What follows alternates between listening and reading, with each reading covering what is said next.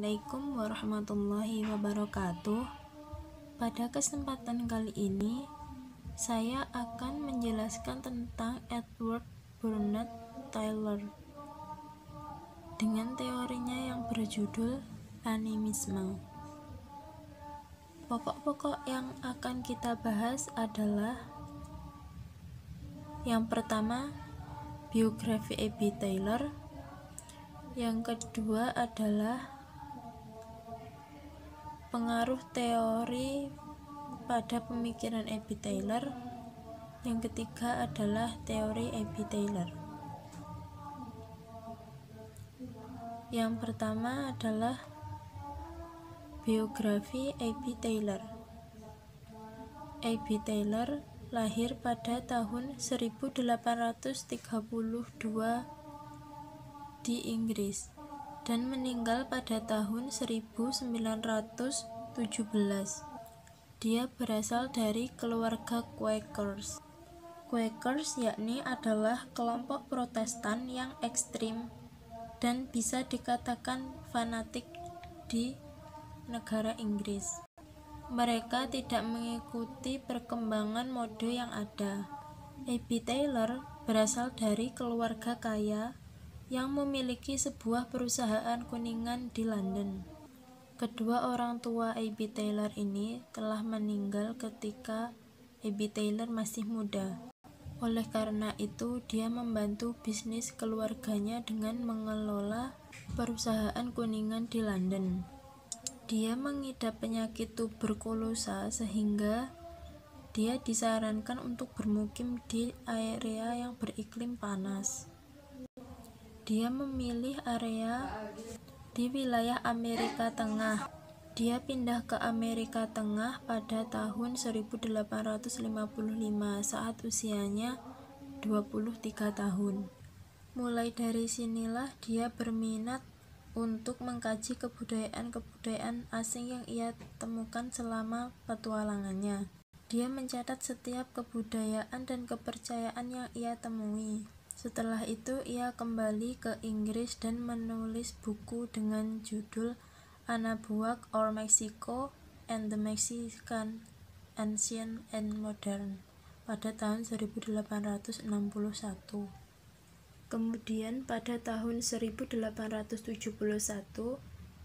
ia mempublikasikan buku dengan judul Primitive Culture, yang merupakan karya puncaknya dan merupakan salah satu acuan utama dalam setiap studi tentang peradaban manusia. Tylor belajar secara otodidak di Inggris yang tidak pernah mendapatkan pendidikan universitas manapun. Namun dengan petualangan dan studi independennya sampai kepada teori animisme, yaitu sebuah teori yang berfungsi sebagai kunci untuk memahami asal-usul sebuah agama. Pada tahun 1884, diminta Oxford untuk menjadi tenaga pengajar utama dalam bidang antropologi, yaitu program studi baru di Oxford saat itu. Kemudian dia menjadi profesor pertama di bidang antropologi dan menikmati karir panjang hingga masa Perang Dunia I. Adapun tokoh yang mempengaruhi pemikiran dari Edward Tylor.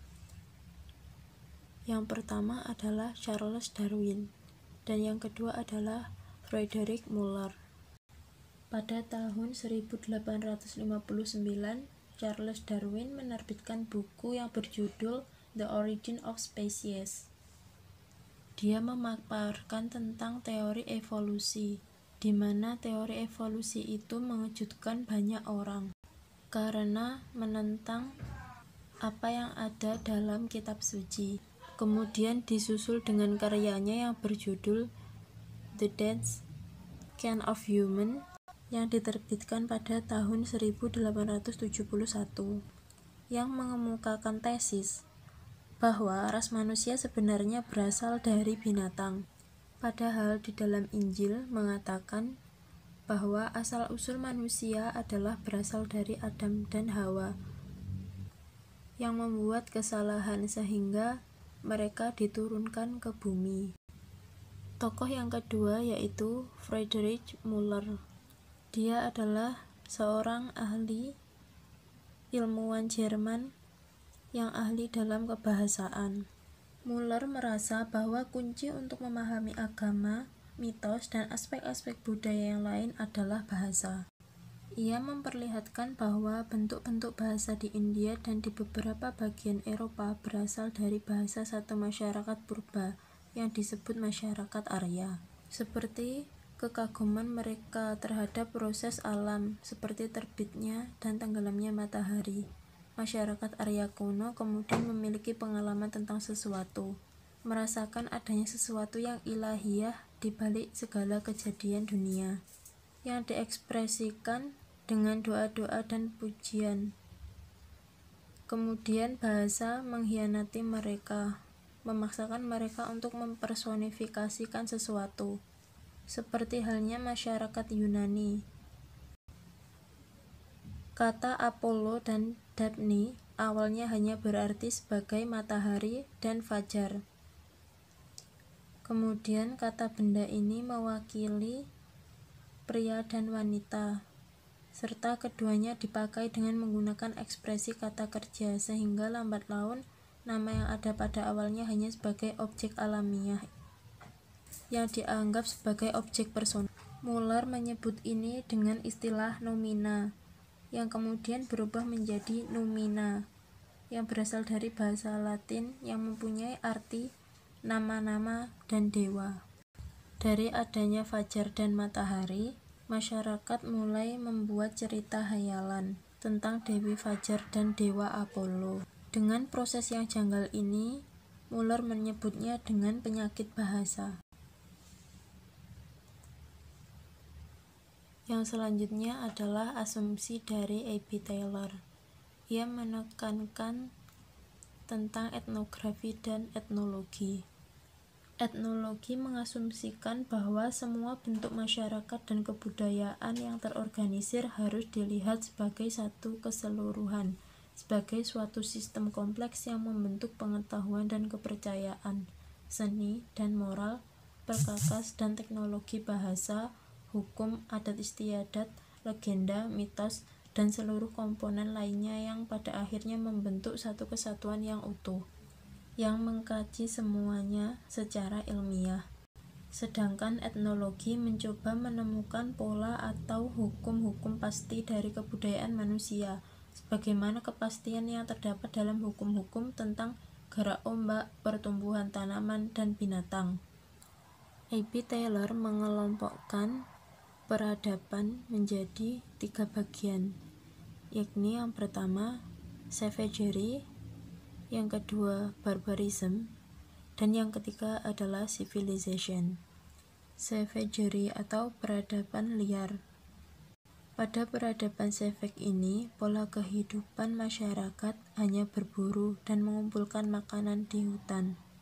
Kemudian dilanjutkan oleh peradaban barbarism, di mana orang-orang telah mengenal sistem bercocok tanam atau pertanian, dan sampailah kepada civilization, di mana orang-orang telah mengenal era perdagangan, sains, dan industri modern.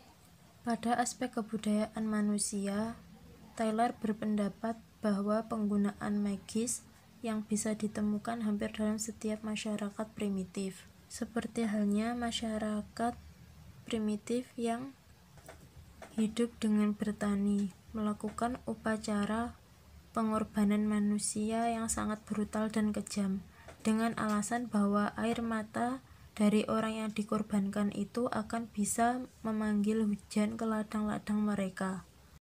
Menurut perspektif magis, itu adalah hal yang rasional, karena dapat mengubah fenomena alam. Selama perjalanan panjang peradaban manusia, proses-proses ini menempuh berbagai kejadian trial and error. Selanjutnya adalah teori yang dikemukakan oleh A.B. Taylor, yaitu animism. Animisme berasal dari bahasa Latin, yaitu anima, yang berarti roh.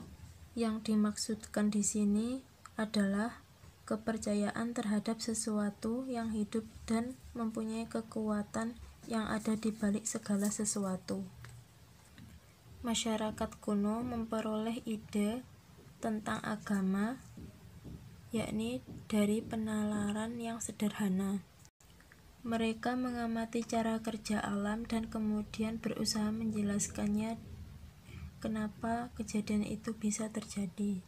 Seperti halnya tentang doktrin kehidupan akhirat.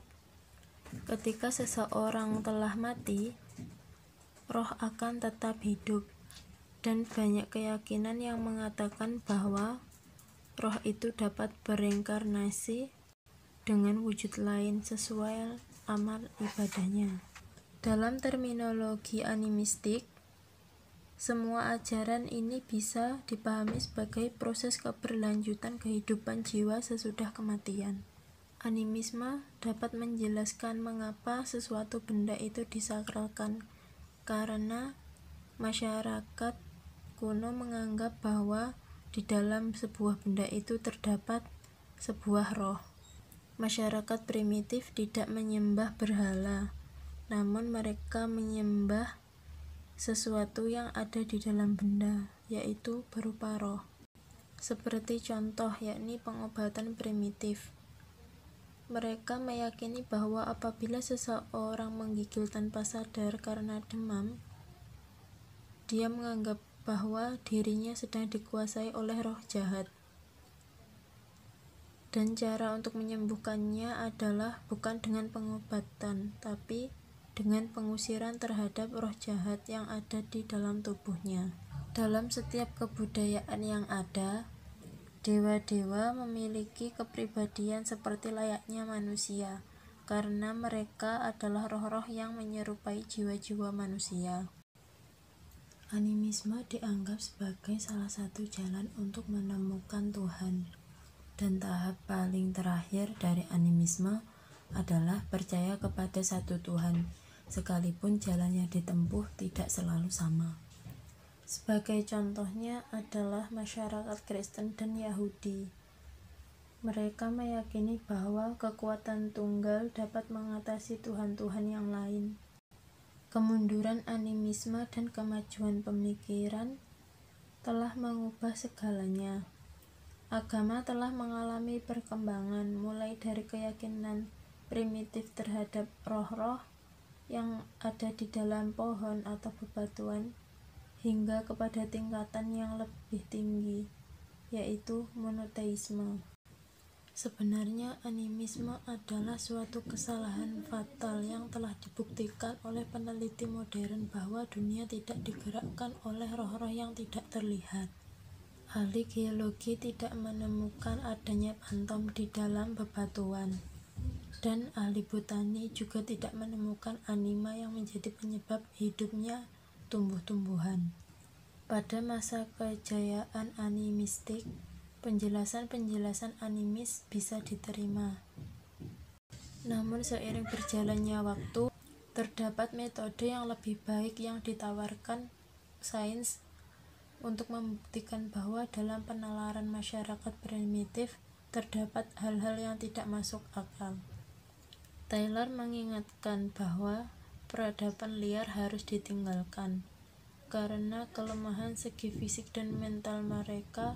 Kekurangan beberapa disiplin ilmu menyebabkan pendapat mereka asal-asalan dan tidak mereka teliti secara efisien. Hal-hal yang mereka yakini sebagai sebuah kebenaran seharusnya dianggap sebagai sebuah kekeliruan. Dari cara penalaran seperti itulah yang menuntun mereka ke arah sistem animistik. Nah, di era modern ini, perkembangan agama seperti halnya mitos, magis, dan sebagainya itu telah diuji oleh sains untuk membuktikan kebenarannya. Dari teori yang dikemukakan Taylor ini telah memberikan gambaran beragam tentang agama dan perkembangannya. Taylor berargumen bahwa agama animistik sebagai suatu usaha masyarakat kuno untuk memahami dan merespons Maasari dan peristiwa yang luar biasa memiliki kesamaan dengan sains pada zaman sekarang, di mana keduanya timbul dari usaha manusia untuk mencari pemahaman tentang dunia, berupa keingintahuan bagaimana sesuatu itu bisa berfungsi. Di sini, etnologi berfungsi sebagai pembaharu ilmu pengetahuan. Taylor mengatakan bahwa ide animisme itu adalah seperti halnya pemikiran anak-anak, di mana setelah dia menginjak usia dewasa, dia akan meninggalkan pemikiran-pemikiran itu. Sekian penjelasan saya tentang teori A.B. Taylor, yaitu animisme. Semoga bermanfaat.